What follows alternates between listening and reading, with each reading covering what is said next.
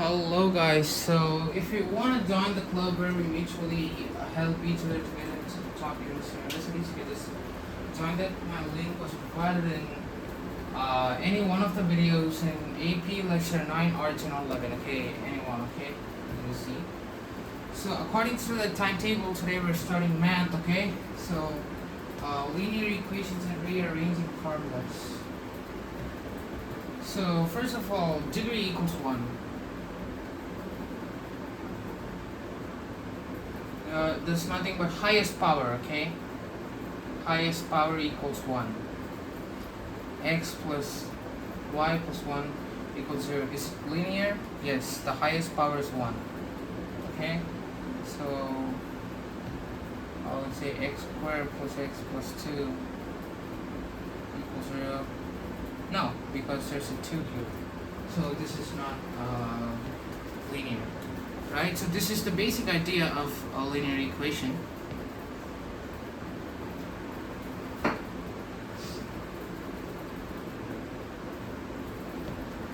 So whatever you do on one side, you do on the other, okay? Let's say x plus 2 equals 3, okay? So now, whatever you do on one side must be the other, which means you want to get rid of this 2 here so that you'll get the value x, okay? X plus 2 minus 2 equals 3. Again, minus 2 here too, okay? On the right side too. So this cancels, x equals 1, okay? This is a bit complex method, okay? But here we have a more cool method, okay? Transpose to the other side, 3 minus 2 equals 1, okay? So if it's plus, when it goes to right, it becomes minus. When it's multiplication, it becomes division. When it's division, it becomes multiplication, and when it's subtraction, it becomes addition. So when you transpose this, these are the laws you should follow. Or you can do the same thing here and here, but this is more complex. This is way more easier than that, right? So way more easier to understand.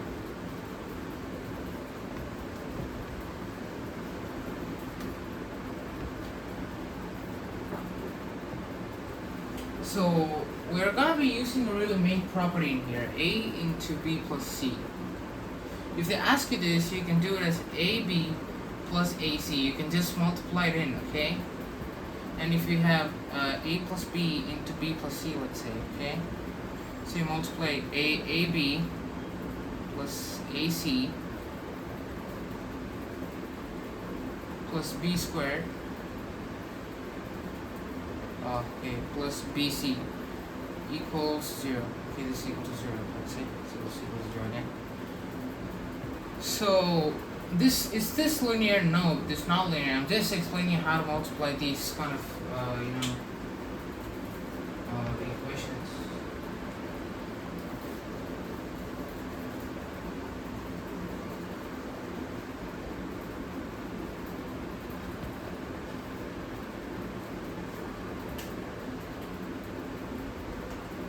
No solution means contradiction, okay? Contradiction. For example, 2 equals 5. But it's not, right? So it's no solution. So one solution, okay? 1 equals 1, so there's no contradiction. And if it's infinite solution, identity, okay? For a single, for a set of values, it works. And the values will be infinite. They might be asking you, like, twist it, okay? Now that's why I'm going to teach you how to do those questions. No solution. Even if you're not able to find it, there's no worry. You can just plug in the equations in this was x plus y equals 2, x plus y equals 3, okay? This has no solution because 2 equals 3, right? You subtract these two, okay?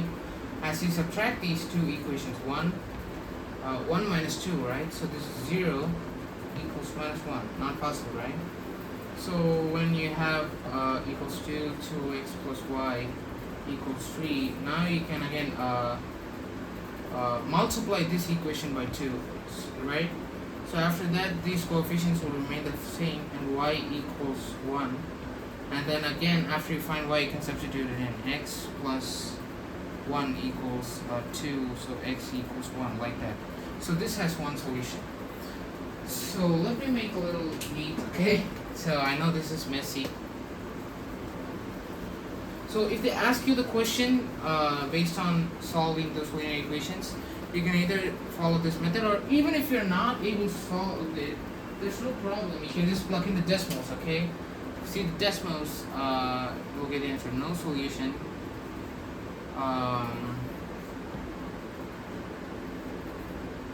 Parallel lines. Okay, parallel lines. So one solution.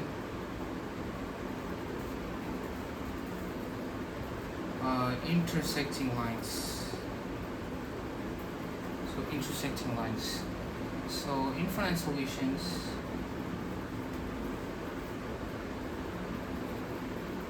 Coincident lines. Okay, coincident lines, which means one line is on the top of the other. So in decimals, you'll only be able to see one line, which means you can conclude that it has infinite solutions. So I already taught you how to solve those linear equations, right? So you can just make the coefficient of x same. You can multiply on both sides and make the coefficient of x same on both sides, and then you will have only one variable, and then you can simply do what I did first. X plus 2 equals 3, just the transpose method, right?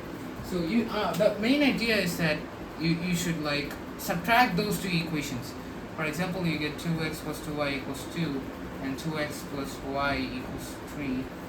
Then you should subtract this because the coefficient is same.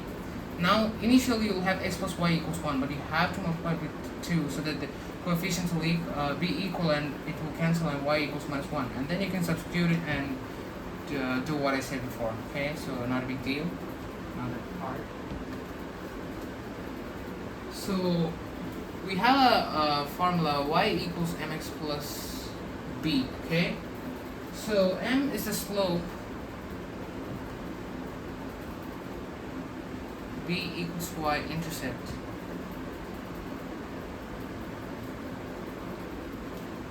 And they give some random equation plus 2 equals 0, okay? Some random equation.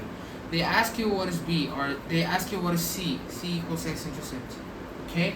So if they ask the y-intercept, you keep x equals 0, okay?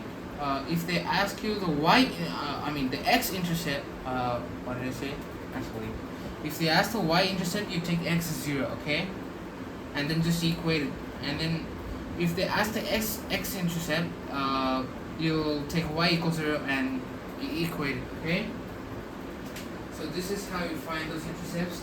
And you also have one formula, m equals y2 minus y1 by x2 minus x1. Okay?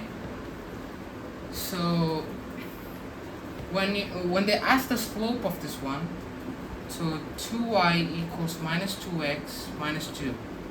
As simple as that, right? So y equals minus 2x by 2 minus 2 by 2. So this makes sense, I guess. Okay? So I'll just go on right here. So now y equals minus x minus 1. Slope is m is equal to minus 1. Slope is equal to minus 1. And then b is equal to minus 1 again. So like that you find those. So I don't think that must be that tough.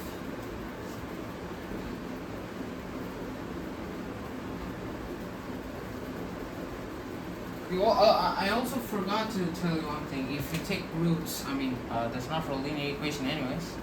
So if you take root on one side, you should take the root on the other side too. And if you you can also square on both sides. X plus 1 equals 2. Let's say x plus square root of x. Okay?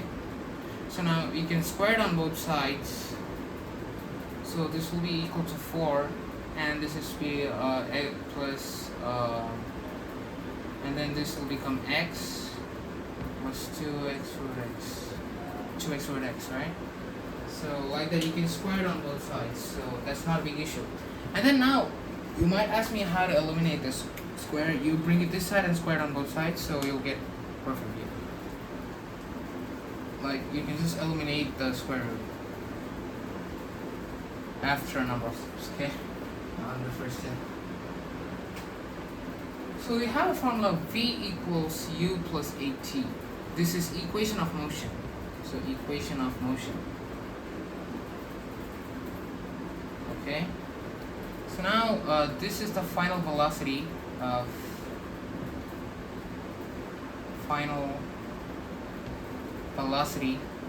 initial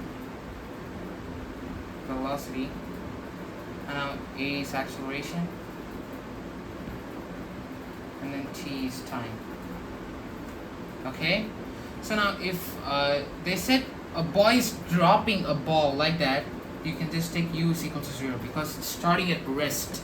So the initial velocity must be 0. So v equals at. Okay, like that. You can use those formulas. Okay. Now they might ask you questions based on this formula. You can just apply this, so that's not a big deal, right?